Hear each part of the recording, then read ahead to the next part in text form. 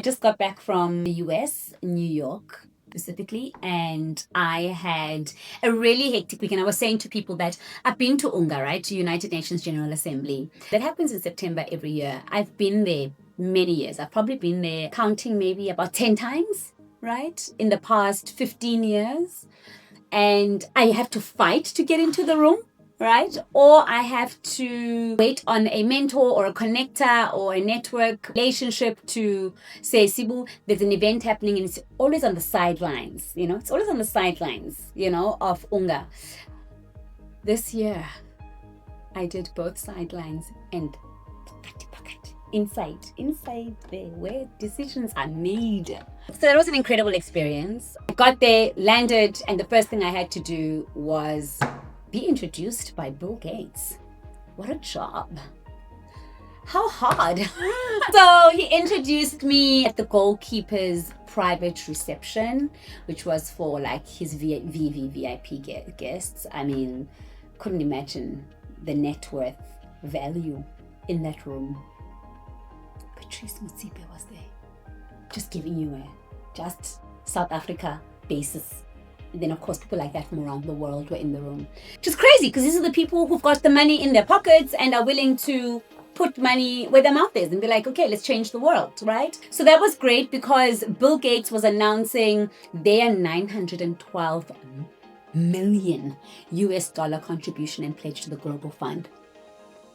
And right after that, I announced on behalf of Red a 75 million rand contribution and pledge to the Global Fund.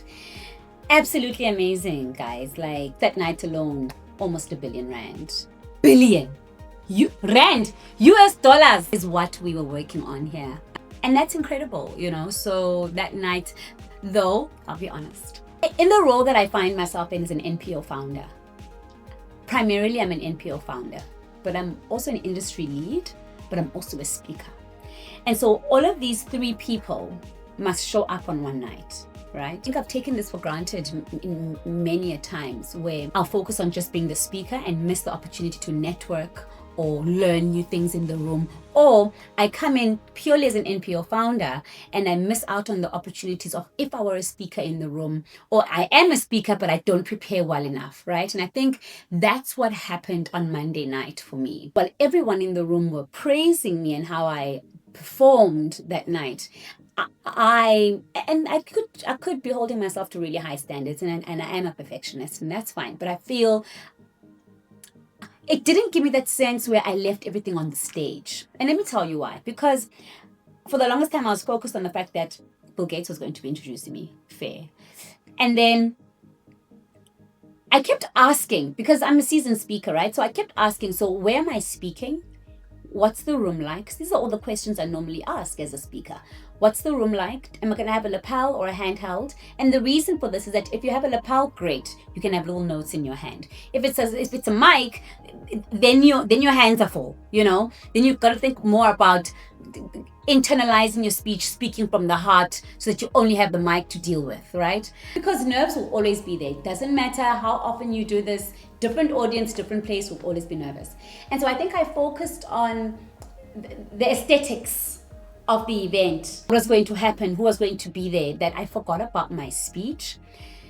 Then at the last minute, we finished with the Goalkeepers main event. Now it was the reception time, and I got into the room. First of all, it was dark, right? So I've got notes in my hand. I can already tell I'm not going to be able to read this well, right? Which was a bit of a shock. Then number two, there was no stage. In other words, there was not even a platform. So we are on the same floor with everybody. It was really reception-y, like really reception-y. It had no structure, and I can appreciate that that's what the event and the night demanded. But I wasn't prepared for it. And that's the mistake. And I really feel like I could have done better. I fumbled over my speech a little bit. It wasn't a great way to start the week for me. But Red were absolutely happy. I mean, during my speech, you could hear a pin drop. People really try to keep quiet. It's a reception. People are always in the background, but like people really try to keep quiet. just because you're in my inner circle, I'm sharing this with you. That was a really low moment for me. And so just so you know, I'm not always confident, and I'm not always prepared. Don't always know what I'm doing. Sometimes I wing it, and I feel like Monday was something that shouldn't have happened to me as a seasoned speaker, but it definitely helped me prepare for the rest of the week. Because moving into the rest of the week, questions I was asking, I was clear. If I could get a picture sent to me of the room setup, at least even if it was a couple of hours before, mentally that would prepare me of what the room would look like. And of course, all the rooms following that event were exactly what I would have imagined them to be, right? Yes, so that happened on Monday. People thought it was great. Maybe I've got issues to deal with. I don't know. That was me just sharing with you what I felt. Then on the following day, I had a global fund reception where we had a lot of private sector partners. Private sector is, as part of this global fund partnership, are also an equally critical partner, because the private sector really pulls through with the pledging and the funding that is required for us to save lives. So it was really great that they were there. It was great that they were there, and I spoke that day.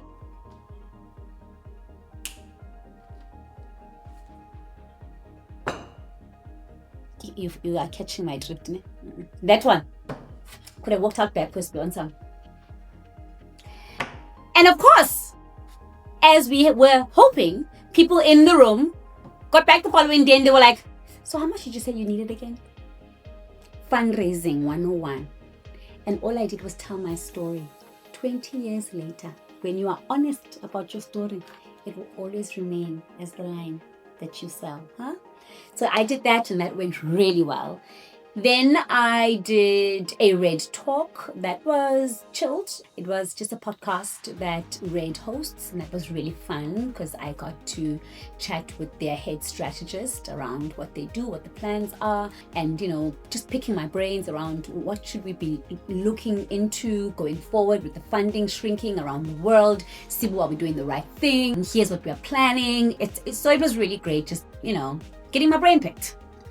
Then I did a breakfast at the United Nations headquarters, where I was just, cutting up some bread and some eggs there with Bill Gates and Peter Sands again. And the International Relations Minister, ours, Honorable His Excellency, protocol guys, Ronald Lamula. We also had Aaron Motsoleri, our health minister, and then we had an equivalent minister to the international relations Yetu on the other end of the UK, because remember, UK and South Africa are co-hosting the Global Fund replenishment, so she was there. So that's really great. Different country leads were there, right? Which were people who are in the Global Fund replenishment, Global Fund partnership. Also, the international relations guy minister from Spain was there. Spain, guys. Spain. I need you to do some research on the Spain Prime Minister. 10 out of 10. For everything.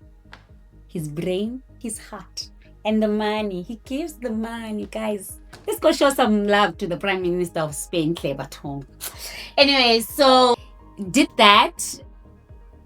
Also, aced that. That was really great. Then last but not least, I spoke at the Global Citizen Festival. Woo! Guys, what a way to end the week. I was presenting with a polio survivor as well as Adam Lambert. It was really amazing. I was nervous. Guys, it was 60,000 people in Central Park. But so much fun. I learned so much about what goes into a production, behind the scenes. Respect that, guys. What goes into, the way they looked so well after us. They understood that we were part of the success of the evening. They treated us well, from picking us up at our respective hotels to VIP special guest red carpet entry, Global Citizen. It's not just the hype. It's legit. They are doing the things that are supposed to be done. Of course, and I got to announce the Global Fund. And this position, this role in the past at Global Citizen Concert at Festival was done by Peter Sands, the executive director, who said to me, Sibu, I'm no longer doing it. You do it, girl. So I announced the 1.8 billion US dollars that was raised that week. And it was great. And it was just really nice getting off stage. And Peter was the first person I saw, and he was like, and I was like, and he was like, and I knew that that was just the way to end the week. Just perfect. And knowing that I did a bit of everything, right? I did a bit of fangirling. I did a bit of leading and strategy. I did a bit of influencing. I did a little bit of fundraising. I did a little bit of being just in the room. Just the right amount of things to do just to maintain the humility, because the week was hectic, but there were also some spaces this week where I was squeezed in to the room, right? To be a part of the conversation, hear the conversation, because those rooms are equally important. And like I've been saying, I feel like this past week, all the things that I've done have led me to the moment of this past week where really I was the person that people kept saying, didn't you speak after Bill Gates on Monday? I was like, yeah, that would have been me. But still the girl that now says, can I please go to your event? I know I'm not on the program. I'm not on the list. I'm not even part of your attendees. But can I please go? Because that's a really important topic and I want to be a part of it. So very great balance of what life generally is, right? As an NPO founder and as a lead in this space, in this sector, in this industry. So yeah, that's what I did this week. Hope you followed me on all my socials.